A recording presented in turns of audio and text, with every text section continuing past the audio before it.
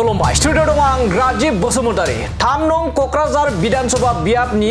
बिपिएफनि बिजाथि सेउलि महिलारि बिथाङा बेसेबां कौटि रांनि बिगोमा गंबेसे गारिनि बिगोमा आरो बेसेबां सना रुफानि बिगोमा सेउलि महिलारि बिथाङा दिनैनि समाव बे बाथ्राया गोबां सावरायजादों ससियेल मिडिया खौरां बिजों गोबां रायजोनि खौरां बिजों गिदिर गिदिरफोरावबो दिनैनि समाव बे सेउलि महिलारि बिथांनि जा धोन सम्पति बेखौ लानानै गोबां चर्चा जादों जोंनि बिटिसि आवबो दिनैनि समाव हाग्रामा महिलारि बिथांनि अनजालि बिसि थामहिनबा 3 नं क'क्राझार विधानसभा बियाबनि बिपिएफनि बिजाथि सेउलि महिलारि बिथांनि बिसायख'थि एबा राजखान्थियाव फैनायावबो गोबां दिनैनि समाव चर्चा जादों एबा सावरायजादों नेपटिज्मनि बाथ्राखौथ' नोंथांमोना सानफ्रोमबो खोनागासिनो दं नैथियाव दिनै फैयै फैयै सेउलि महिलारि बिथांनि सायाव जा धोन सम्पतिनि सायाव खौरां ओंखारगासिनो दं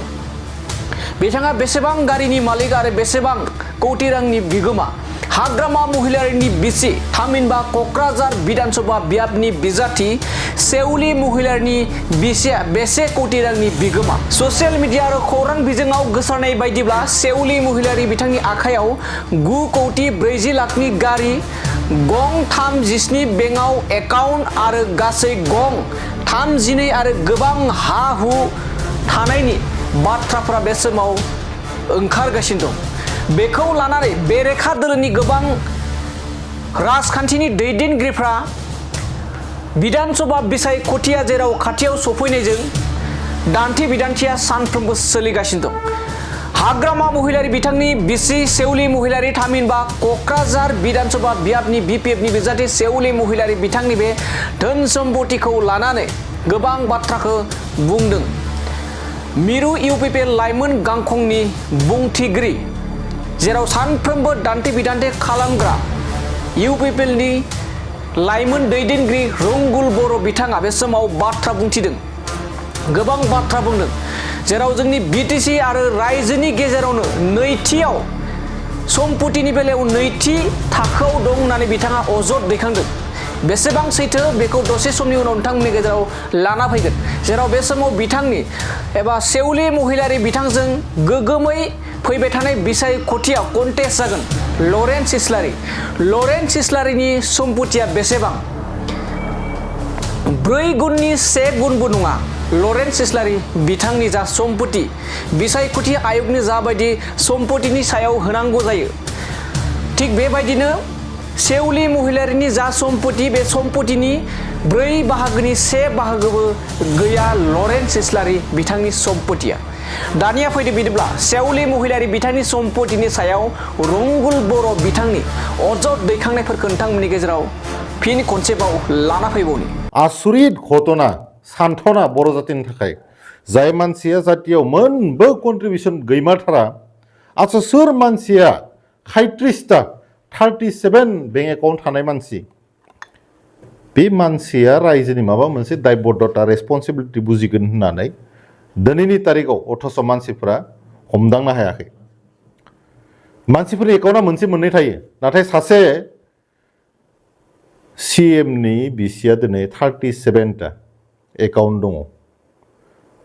जों नायदों जों नुदों जे बिएलटिनि बै समनि माखासे मुंख्लंफोरानो गोबांफोरा सिबायफोरा खस्थ' जानानै दङ सोरबा बेराम आजारजों भुगिनानै दङ बिथांमोना नांगौ बायदि इस्टाब्लिशमेन्ट मोनाखै अब्लाना सेउलि महिलारि बिथाङा बिएलटिनि माबा दैदेनगिरिमोन ना बड'फाजों खामानि मावदोंमोन ना बड'लेण्ड मुभमेन्टआव बिथाङा सोमावसारनायाव बाहागो लादोंमोन आच्चा सेउलि महिलारि बिथांनि सर्स अफ इनकामा मा गासैबो बर' रायजो राजा मिथिनो लुबैदों सर्स अफ इनकामा मा 37 एकाउन्ट थालायलायनाय आरो बिथांनि जि सालायनाय गारि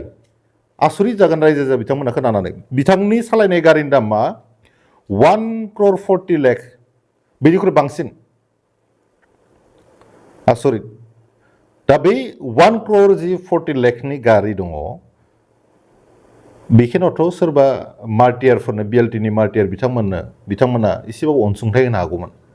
जाय मानसिया मोनबो इनकाम सर्स गैया एकमात्र हाग्रामा महिलारि बिथांनि हिनजाव बिसि जानायनि थाखायनो जुदि 37टा 40टा बेंकनि एकाउन्ट जुदि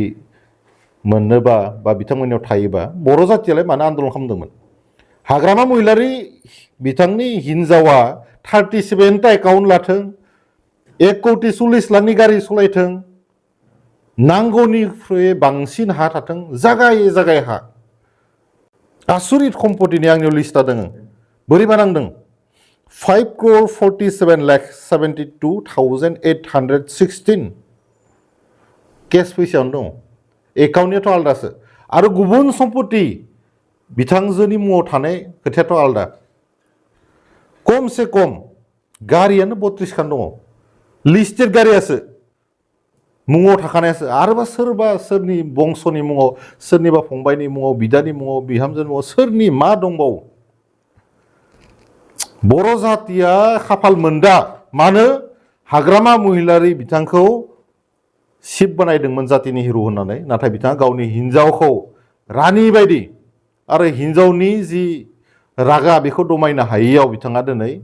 MLA मिनिस्टार खालामनो थाखाय आगान सुरदों बेराफारसेथिं मानाव गेदेर लरेन्स इस्लारि बिथाङा सासे BTR सिगनेटरि दुलाराय बर' फरायसा आफादाव गोलाव सम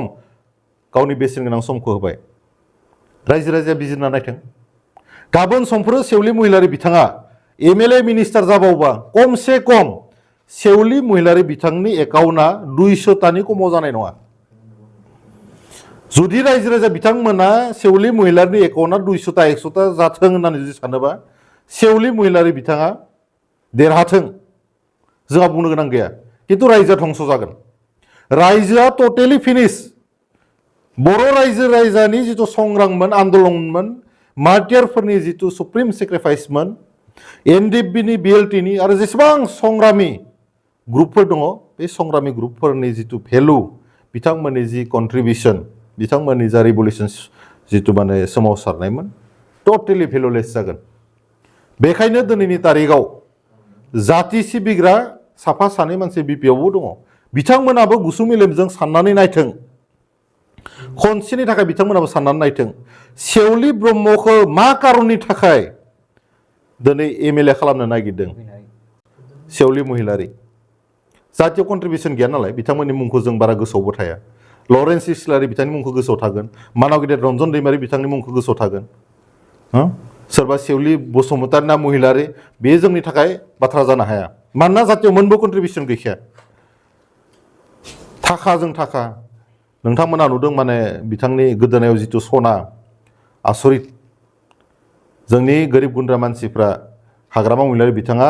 17 बोसोर सरकार सालायबाय गोरिबा गोरिबानो थालांबाय दुखिया दुखियानो थालांबाय हाग्रामा महिलारिनि बिसिया 32 खान गारिनि मालिक 37 खान एकाउन्टनि मालिक